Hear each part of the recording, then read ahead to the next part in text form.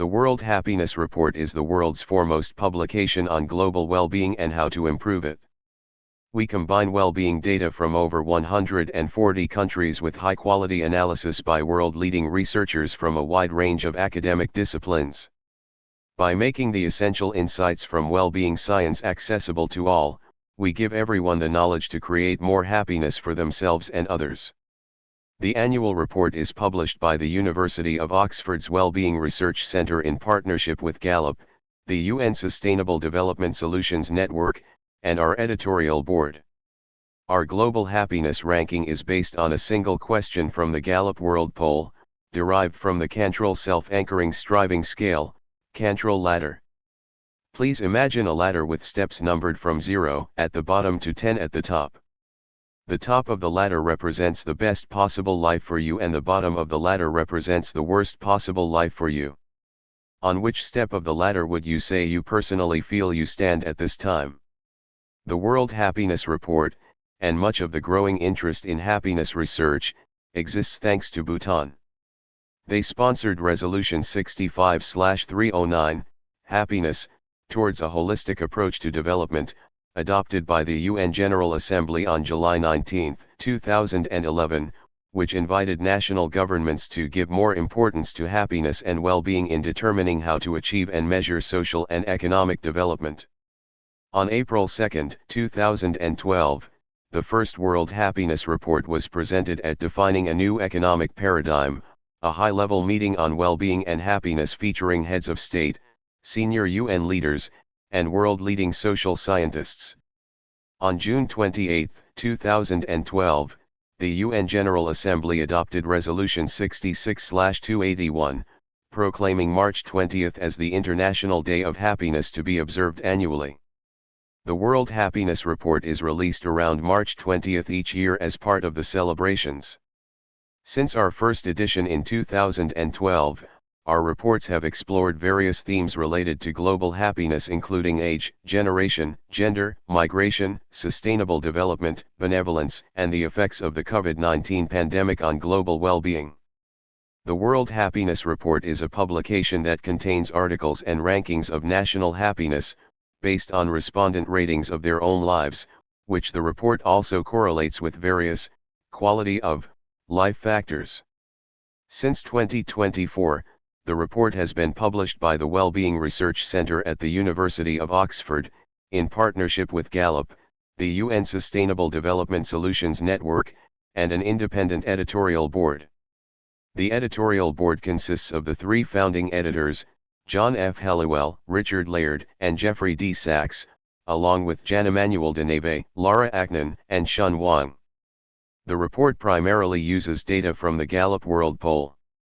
As of March 2025, Finland has been ranked the happiest country in the world 8 years in a row. In July 2011, the UN General Assembly adopted Resolution 65/309 Happiness, Towards a Holistic Definition of Development, inviting member countries to measure the happiness of their people and to use the data to help guide public policy. The first World Happiness Report was released on April 1, 2012, as a foundational text for the UN High-Level Meeting, Wellbeing and Happiness, Defining a New Economic Paradigm, drawing international attention. On April 2, 2012, this was followed by the first UN High-Level Meeting called Wellbeing and Happiness, Defining a New Economic Paradigm, which was chaired by UN Secretary-General Ban Ki-moon, in addition to that Prime Minister Jigme Thinley of Bhutan, a nation that adopted gross national happiness instead of gross domestic product as their main development indicator.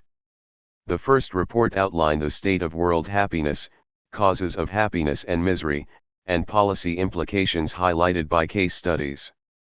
In 2013, the second World Happiness Report was issued, and in 2015 the third.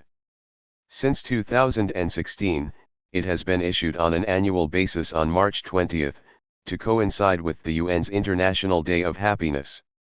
The rankings of national happiness are based on a happiness measurement survey undertaken worldwide by the polling company Gallup Incorporated. Nationally representative samples of respondents are asked to think of a ladder, with the best possible life for them being a 10, and the worst possible life being a 0. They are then asked to rate their own current lives on that 0 to 10 scale. The report correlates the life evaluation results with various life factors. The life factor variables used in the reports are reflective of determinants that explain national-level differences in life evaluations across research literature. However, certain variables, such as unemployment or inequality, are not considered because comparable data is not yet available across all countries. The variables used illustrate important correlations rather than causal estimates. The use of subjective measurements of well-being is meant to be a bottom-up approach which emancipates respondents to evaluate their own well-being. In this context, the value of the control ladder is the fact that a respondent can self-anchor themselves based on their perspective. In the reports, experts in fields including economics, psychology, survey analysis, and national statistics, describe how measurements of well-being can be used effectively to assess the progress of nations, and other topics. Each report is organized by chapters that delve deeper into issues relating to happiness, including mental illness, the objective benefits of happiness, the importance of ethics, policy implications, and links with the Organization for Economic Cooperation and Development's, OECD, approach to measuring subjective well-being and other international and national efforts. From 2021, the World Happiness Report has advocated for the use of WELLBYs, well-being adjusted life years. It argues that QALYs only count the individual patient's health-related quality of life, and instead WELLBYs should be used. Policymakers should aim to maximize the WELLBYs of all who are born, and also include the WELLBYs of future generations, subject to a small discount rate. Country rankings for the young and the old are quite different, and systematically so, underscoring the fact that convergence between the two halves of Europe has been driven mainly by the rising happiness of the young. Countries ranking highest for the old are generally countries with high overall rankings, but include several where the young have recently fared very poorly. In addition to ranking countries' happiness and well-being levels, each report has contributing authors and most focus on a particular theme. The data used to rank countries in each report is drawn from the Gallup World Poll as well as other sources such as the World Values Survey. In some of the reports, the Gallup World Poll questionnaire measures 14 areas within its core questions: 1. Business and economic, 2. Citizen engagement, 3. Communications and technology, 4. Diversity, social issues, 5. Education and families, 6. Emotions, well-being, 7. Environment and energy, 8. Food and shelter, 9. Government and politics, 10. Law and order, safety, 11. Health, 12. Religion and ethics, 13. Transportation, and 14. Work. Data is collected from people in over 150 countries. Each variable measured reveals a populated weighted average score on a scale running from 0 to 10 that is tracked over time and compared against other countries. These variables currently include real GDP per capita, social support, healthy life expectancy, freedom to make life choices, generosity, perceptions of corruption. Each country is also compared against a hypothetical nation called dystopia. Dystopia represents the lowest national averages for each key variable and is, along with residual error, used as a regression benchmark. The 6 metrics are used to explain the estimated extent to which each of these factors contribute to increasing life satisfaction when compared to the hypothetical nation of dystopia, but they themselves do not have an effect on the total score reported for each country. Critics have pointed out the difference between evaluations and experiences of well-being. For instance, Colombia came 37th in the 2018 World Happiness Report rankings but first by daily emotional experience in Gallup's Positive Experience Index. The inconsistencies in the results of different happiness measurement surveys have also been noted.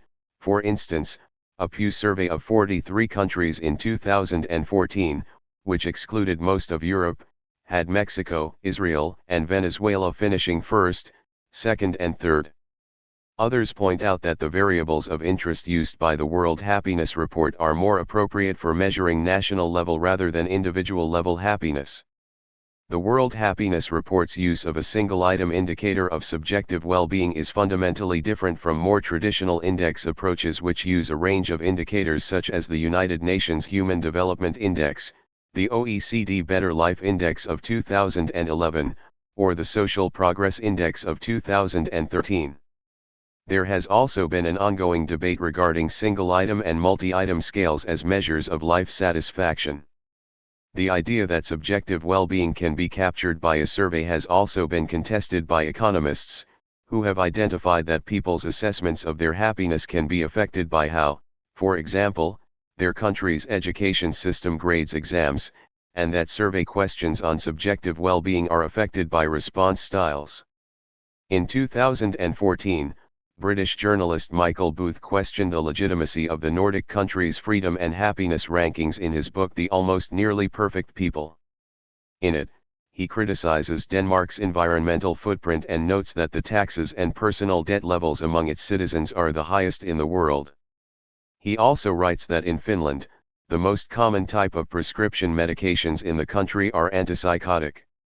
He also points out the country's high alcohol consumption, murder, and suicide rates. Further, he argues that he doesn't think the Danes were the world's happiest people, but instead described them as the most satisfied. Thank you for watching this video.